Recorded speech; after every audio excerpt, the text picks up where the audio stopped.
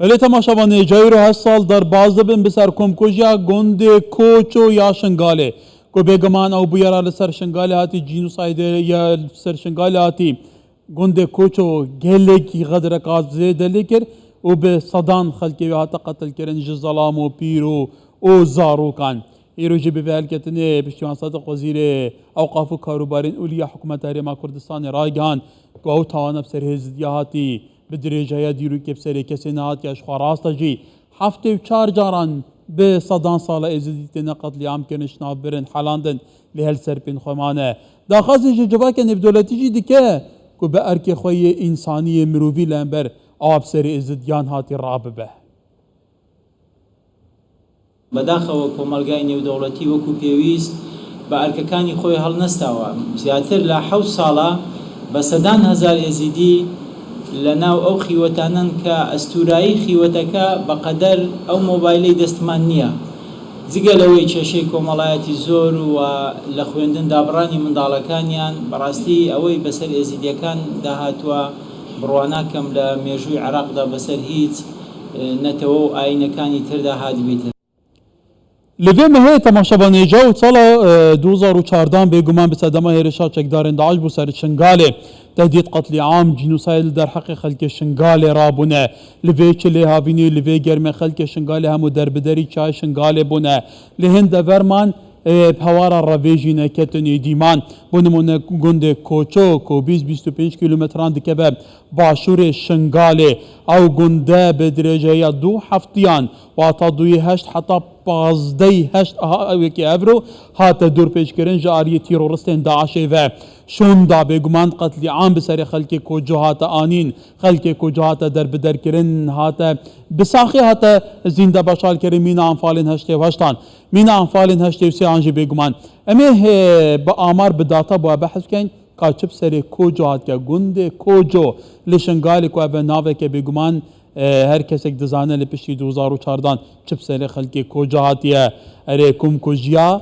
گنده کوچو یا شنگالن بزان بینگلو چپ سر هاتیه جاریه چکدارن داعشه و تماشاوانه جا و که ما گوتی لپازده هشتی 2014 پشتی 2 هفتین دور پیش کرنا گنده کوجو جاریه چکدارن داعشه و شوندا کتنا ناوا گندی دا خلق قتل عام کر همو خلق ناوا قطابخانه گندی دا کم کر بگمان چپ سر اینای گلو اگر ام بیجین برای خوب که 200 خانیه نوان هرفاندنه 1300 کس جخل که شنگاله کو ریجا اکن جین شنگاله تگوتن 1500 کسن که واتا بارا پتره خلق شنگاله یان قتل عام کرن یان زنده بچال کرن یان رواندن یعنی بارا پتره شوان زرار دی تگوتن کو پیتری 500 کس جخل که شنگاله هاتنا قتل عام کرن و هلبت دناوا وان کسان دا 408 ظلام هبونه اف هر همویه تگوتن کو دناوا گورن بکم دا 14 گورن بکم دناوا وان گوران دا اف خلکه هات که قتل عام کرن حتی نهاجی که اف گورا هاتنا هلدان تماشابانه جام دناوا هلدان وان گوران دا تگوتن کو نیزی 400 رفات جبو بغداد نشاندن جویره بگمان پشکنین دیان بوته کرن حتی نهابتن 104 پشکنین هاتنا زفراندن لوی که جی بغدا خمساره یعنی تا گورینا نداری به پشکنین افاستیه ینکنه گلو دا کسو کارینا بزان به تماشاوانه جاد چارچوب قتل عاما لسر کجا هاتیم لروجه که ایرو بگمان پشتیم انکو بریا 8 سالان تنه نازده ظلام لرزگار بونیه دی کس جی رزگار نبونه و البته 607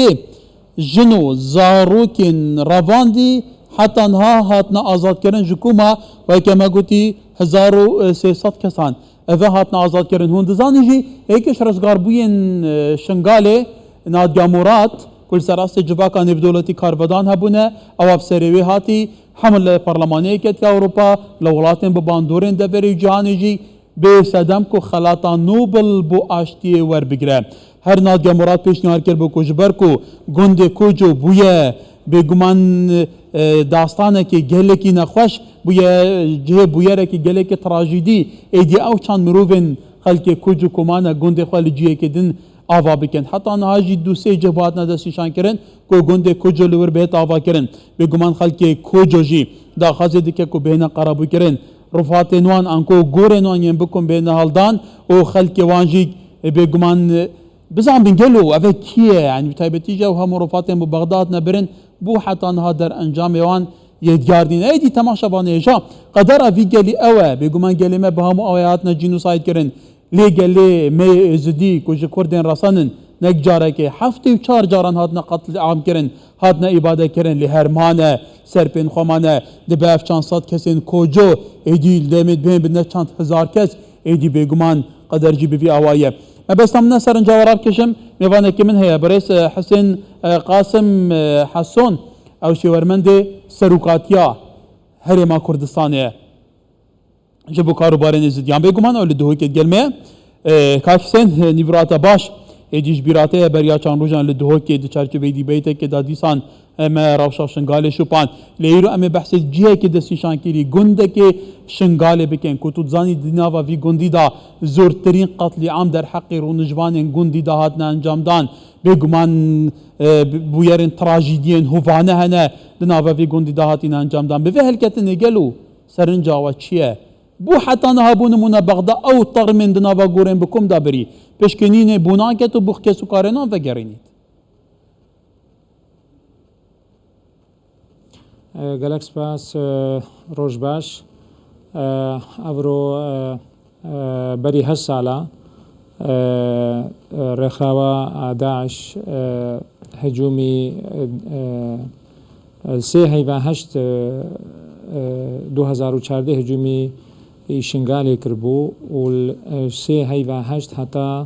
15 هەیڤە هەشت خەڵکێک کۆچۆ هاتبووە محاسەرەکردن شقیبەلێ داعش و 15 هەیڤە هەشت ئەڤڕۆ هەموو هاتنە جینۆسایدکردن و کەچ و ژن و پچووک ڕەڤاندن ئەم سەرێخوا ئەڤڕۆ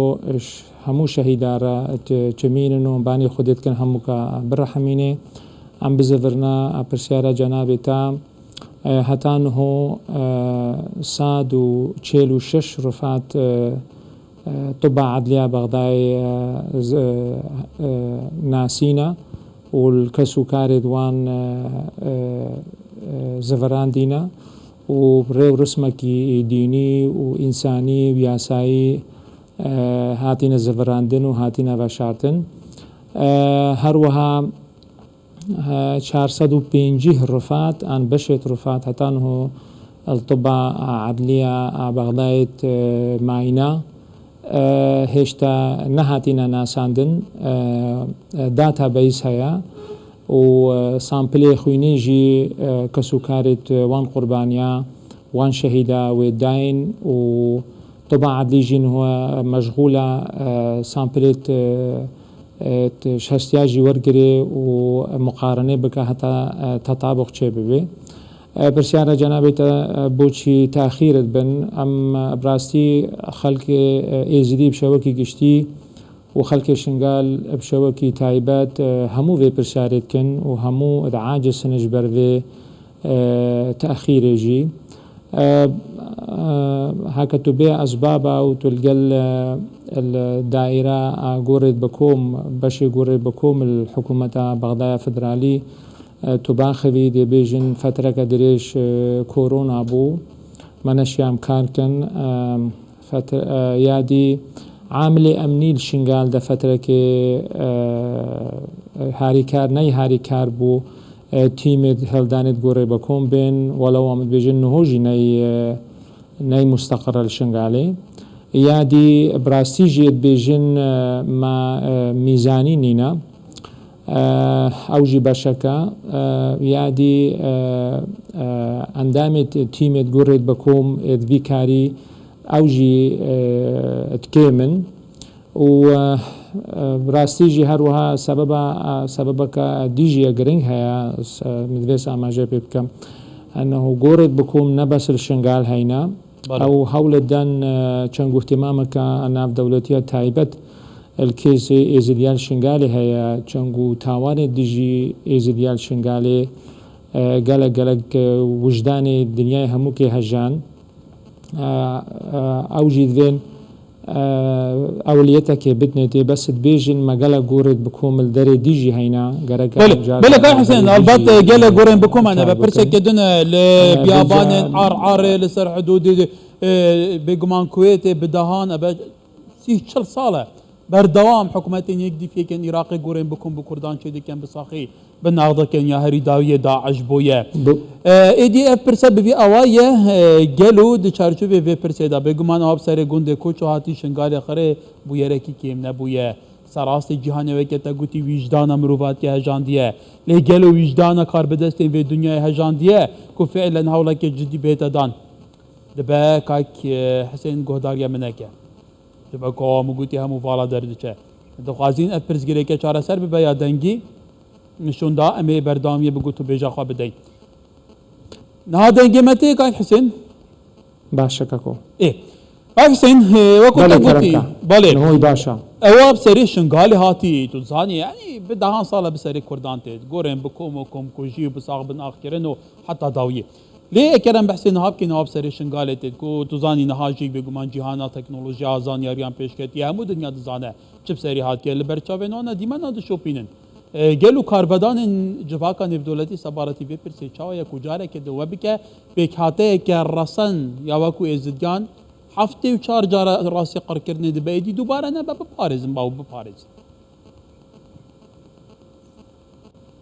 gelek spas bû cenabê te birastî ev pirsareke geleke giring e li vî babetê cînosayidê me gelek cara gotiya coğrafiya Kurdistanê bûye coğrafiya fermana coğrafiyetil îbadat û em dinya hemû pêhesiyayan û heftê û çar cînosayid bi serê êzidiya hatîne li mêjwê de û heta enho jî pirsiyara here giring aya em dişên bêjne milletê xwe em dişên bêjne êzidiya cînosaydeke dî bi serê we nayet heke em bêne behsa amilê daxilî bikin û yê dewlî bikin براستی گلیو گازینێت ێزریاش حکوومەتا بەغدایە فدرالی ئەنو ئەرکی خۆی دستوری و قانونی و ئینسانی ڕنابێ بۆ حیمایە وان پێکاتێت ئێترەسەن و وان دەڤەرە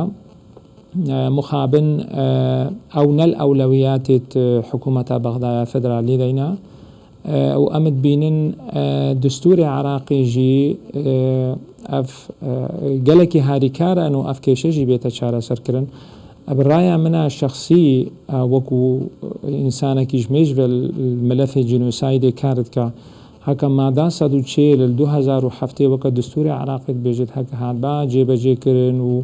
کێشێت بێ هاتبانە چارەسەرکردن أنه وضع وان دفرا وان بيك هاتا اترسن نأفا بو و ازلوه بهوري دايما اب جينوسايدا جي چينت بو يادي امبري خودنا حكومة بغداد فدرالي جي وقت جينوسايدا كل دفرت اد معدا سدو چيلتت آن الكردستان دا چيت بن ديسا ابوي اركي رانا بن يعني بشتي بریارە قەضایی دەرەتکەوێن و ئەبە جینۆسایدا خەتوا هەرا سەرەکی گەرەکە سەرۆک وەزیرانی بەغدایێ ئەو بێژنیە الوەریث القانونی یە نظامی بەریخۆ ئانەی سەرۆکی بەریخۆ گەرەکە بێتە سەر تەلەڤیزیۆنی بشەوەکی فەرمی و داوا لێبۆرینێ الوی خەلکی بکە یا دوێ پرۆژەی قەرەبووکردن ئەمبەری خودنێتێ حکوومەتە بەغدایە فدرالیژی الوی بابەتیژی کی مقصرە و هەتانه چەند فەرمانە بسەرێ ملەتی کورد بشەوەکی گشتی هاتینە هەتانه نەهاتینە قەرەبووکردن یا سێیا و هەرا گرنگترێ حکوومەتە بەغدایە فدرالی خەتوا سێ هەکە تو سەر معایرە دووەلی باخەوێ حکوومەتە بەغدایە فدرالی گەرەکە وان خەتەواتە ببە ئەم چی بکەن جارەکە دی ئەف فەرمانە ئەبسەروی ئەف جینۆسایدە بسەرێوی خەڵکینێت و سەرێوێ دەڤەرێنێت از برای خودمیته و 8 سال نزل ویرما یک خطوه و یک پنگاف نهاتی دانان نهاتی هاویت نجبه حکومت بغداد فدرالی حتی وی کشی سر وان کشی جنوساید سر معایر دولی چاره سر بکن حکا پرسیارا جنابتا رول کوملگای ناف دولتی کۆمەلگای ناودەوڵەتی هەتا حەدێکی چێت تەدەخولێ بکات هەتا حەدێکی چێت هاریکاریە بکات بەس مەسئولیە قانونی و مەسئولیە دووەلی سەر شانی حکوومەتە بەغدایە فدرالیە ئەمە چێن بێژنە جەنابێتە بێژنە خەڵکی خۆشی کۆمەلگای ناودەوڵەتی ئەوژی ملزمن وەکو چەنگ و ئەندام من الگەلک معاهدات الدولي بۆ نمونە معاهدة معاقبة ومنع الجنس البشري سال 1948 قالك جي أندام من معاهدة روما أبيا قانون محكمة الجنايات الدولية أو نصوص دوان معاهدات أجيد بيجن أب دولة ولات إمزاكرين ملزمن بو كومكرنا أدلة وملزمن في خلقي تقديم دادجه بكن وملزمن جي في قربان ضحايا حماية بكن في المستقبل وجارك دي أو جينوسايد بسريواناي ليها كحكومة بغدايا فدرالي نيا متعاون بدل قلكم القاينا بدولتي وان إجراءات نبا كومالقاينا بدولتي وكم قوتي براي خو هتا بحدا كيتشيت شغل بك أو جهة معتمدة شنقو مفهوم السيادة هي وعدم التدخل في الشؤون الداخلية بجاء موضوعات براستي قالك تجرينجن قرقة أم السركار بكن بأنه إجدو 2017 ورا الديف بريارة 23 هفته ونهية أنجمني أسايش سربة ونتوية قلتو كان يونيتات دا مزراندن فريقك اللي كولين ناب دولتي بلي مختصة بو كوم كرنا بالك وبو هاري كاريا حكومة بغداد فدرالي سلطة القضائية هتا داعش بيتا تقديم كرن بو دادجه بلان دادجه كتايبتمنت نا تايبت دادجه كتايبتمنت دات اختصاص السر نوع تاوان داعش هاتينا انجام دان ديجي همو بيكاتا ايزيدو بيكاتا نتوكاني ديتر امد بين حكومة بغداد فدرالي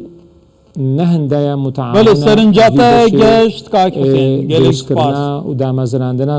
دادگاه که تایبت من بله و 100 سال حکومت عراقی تماشاوانی سردمی ملکا سردمی کماریان پشتی 2003 کرد بردام تیتا تپاسا کرن جینوساید کرن به هزاران گونده هات نهار فاندن ترحیل کرن سردمی خواهد تبحیث کرن حتی داویه جی یک جار کرد نهات نقربو کرن به همو پیکاتن خواه به زدگان جی به ایدی حکومت یک دیفیه که عراقی وصا تعاملت كان كاك حسين برحال سباس بوتا بيفيا سرنجاتا گشت به حسين قاسم حسون شيورمندي سروكات ياري ما كردستاني بو كاروبارين ازتيا